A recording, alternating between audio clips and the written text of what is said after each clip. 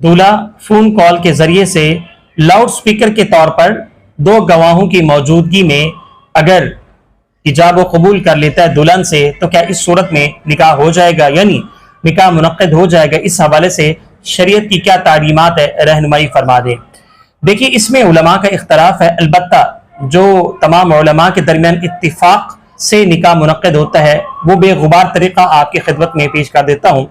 वो ये है कि अगर दूल्हा आउट ऑफ कंट्री है और दुल्हन मिसाल के तौर पर पाकिस्तान में है, तो इस सूरत में ये कहा जाएगा कि दूल्हा अपना एक वकील मुकर्रर कर दे, अपना नुमाइंदा मुकर्रर कर दे, दो गवाहों की मौजूदगी में निकाह कराया जा सकता है।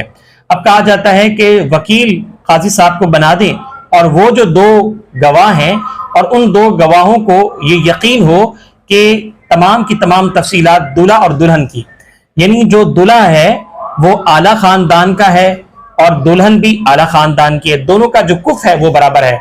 ऐसा ना हो कि दुल्हन जो है वो आला खानदान की है और दूल्हा जो है वो आला खानदान का नहीं है। इस एतबार से कुफ बराबर नहीं होगा। बाकी भी तीन शराइत हैं, अलबत्ता इन चीजों को भी देखा जाएगा।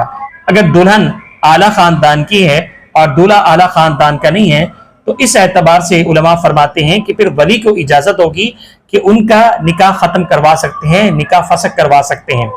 इसी तरह से दूसरी सूरत यह है कि अगर दूल्हा पाकिस्तान में है और दुल्हन आउट ऑफ कंट्री है, ऐसा होता नहीं, लेकिन ये कि उस सूरत में भी यही चीज होगी कि जो दुल्हन है वो अपना एक वकील यानी अपना नुमाइंदा मुकर्रर कर लेगी।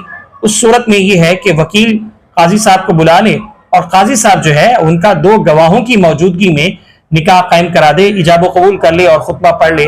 और उस सूरत में भी वही शर्त होगी, जो दो गवाह हैं उनको दूल्हा और दुल्हन की पूरी तफसीलात मालूम होनी चाहिए। तो ये चंद सूरतें हैं जिसमें तमाम अहले इल्म का इत्तिफाक है, यानी इसके जरिए से निकाह करवा सकते हैं। मजीद तफसील इस वीडियो में। कि जो बेगुबार तरीका है फ़ोन पे निकाह करने का, जिसको सब उलमा जायज़ कहते हैं कि इस तरह से निकाह बहरहाल हो जाएगा, वो तरीका ये है कि जो भी काजी साहब हैं वो दो गवाहों के पास बैठे हुए हों जो निकाह पढ़ाने वाले हैं, और वो दूल्हा और दुल्हन से फ़ोन पे ये इजाज़त ले लें कि आप मुझे वकील बना दें कि मैं आप दोनों का निकाह करा दूं इतने महर में। तो फ़ोन पे इजाज़त ले लें और फिर गवाहों को ये पता हो कि ये दूल्हा कौन है दुल्हन कौन है, गवाहों के सामने अच्छी तरह तारुफ हो जाए, कन्फ्यूजन न रहे उनको।